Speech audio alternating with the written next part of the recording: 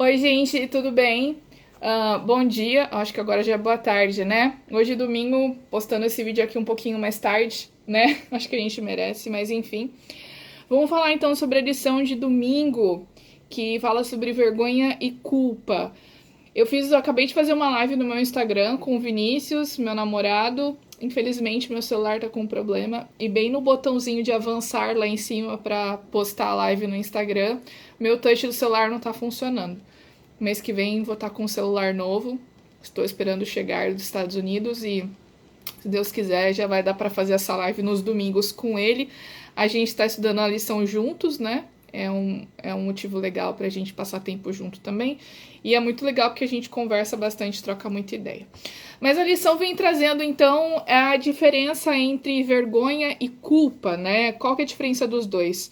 A vergonha, ela tá mais associada à sua exposição aos outros. Então, quando, por exemplo, você sai na rua pelado, você fica com vergonha porque os outros estão vendo. Se você tiver certeza que ninguém tá vendo, você não sentiria vergonha. Então, por exemplo, quando você faz alguma coisa que é reprovável pela sociedade, mas você está entre quatro paredes, você não sente vergonha porque ninguém está te vendo, né? Pode ser que em algumas situações você se sinta com vergonha, sim, ao fazer determinadas coisas, mesmo estando sozinho. Mas, de forma geral, basicamente, a vergonha é sentimento que vem que é um sentimento que é ativado pela presença de outras pessoas, né? E a culpa já é já ativada por nós mesmos, né? É um sentimento que vem da nossa própria percepção daquilo que a gente fez de errado e se culpar por aquilo que a gente fez de errado, né? E uma coisa interessante que eu li lendo o estudo sugestivo da lição de mente, caráter e personalidade é que a Dona Branca, mais conhecida como Ellen White, ela fala que Satanás usa essa culpa para nos separar de Deus, né? Porque quando Deus a gente se humilha, pede perdão por aquilo que a gente fez de errado, né? Satanás, quer dizer, Deus ele nos perdoa e ele vai jogar esse pecado que você fez para muito longe, né? A Bíblia diz nas profundezas do mar. O que isso quer dizer? Isso quer dizer que Deus vai colocar num lugar tão distante que ele não vai se lembrar do que você fez. É a gente que se lembra, e quando a gente se lembra de algo de errado é a culpa. Então, quando a gente pede perdão, a gente também deve esquecer, considerando que Deus faz o mesmo. E Satanás usa isso para te destruir, tá bom? Para fazer com que você se sinta menor. Ela cita nessas partes do mente, caráter e personalidade que ele usa a culpa para destruir o nosso autorrespeito, para minar a nossa autoestima. Então, a partir do momento que a gente recebe o perdão de Deus por nós, a gente é liberto da culpa, né? Porque se nem Deus nos culpa, por que nós vamos fazer o mesmo? E a lição vem falando também sobre o exemplo de Davi, né? E pede pra gente fazer uma reflexão sobre a vergonha e a culpa na história de Davi em relação ao adultério com Betseba, né? Acho que no momento em que o pecado de Davi ficou exposto, né? E ele precisou tomar a decisão lá de matar Urias, ou até mesmo quando o profeta Natan veio falar com ele se sentiu envergonhado pelo que tinha feito, mas muitas vezes a vergonha ela não causa o arrependimento, né? Eu acho que tem aí uma série de fatores que vão nos levar ao arrependimento.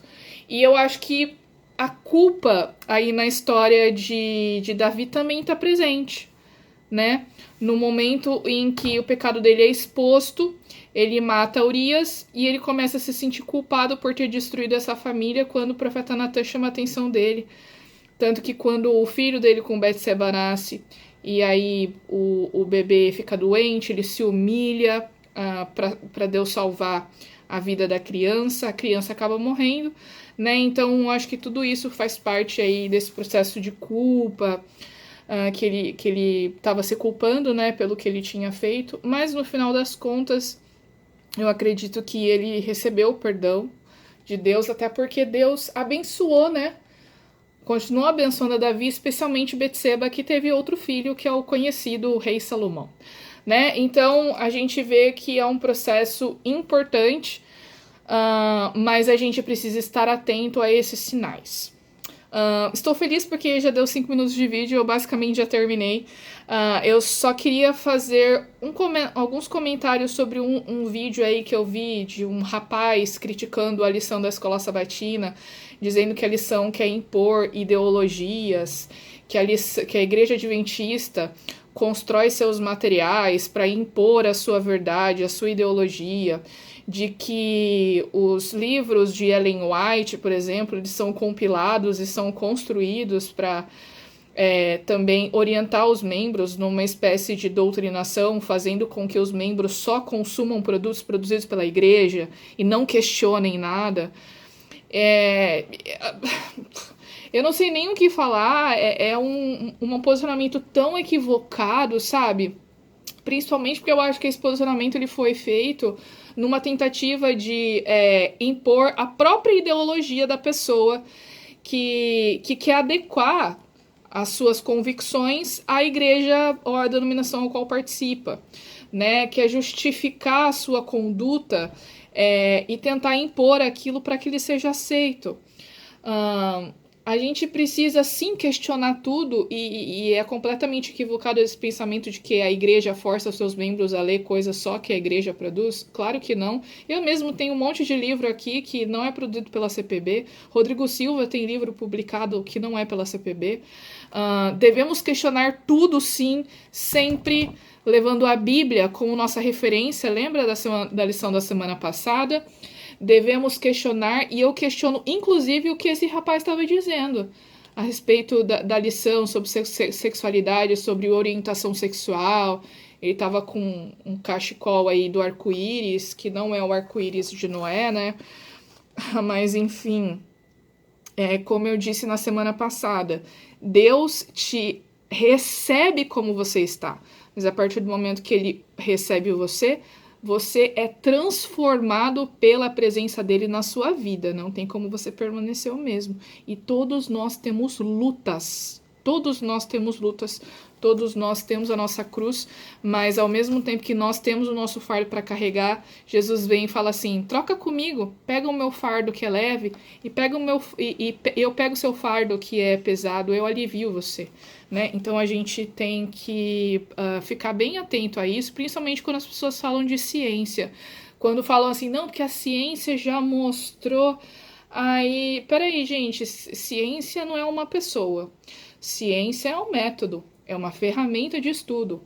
Com base em que você afirma que a ciência mostrou? O que a ciência mostrou? Como a ciência mostrou? Quais foram os artigos publicados? Quais foram os resultados dessa pesquisa? Como essa pesquisa foi feita? Antes da gente falar de ciência e usar argumentos de autoridade, tá bom? A gente precisa questionar também, tá? E toda vez que a gente for usar ciência, vamos citar, né? É por isso que tem o autor e o nome do artigo. Cita o autor, cita o artigo para embasar o seu argumento, senão fica muito vago e aí sim a gente tem autoridade para questionar tudo, tá bom? Até amanhã, gente. Até amanhã, no estudo de segunda-feira. É muito bom ter vocês aqui comigo e a gente se encontra, beleza? Ótimo resto de domingo para todo mundo.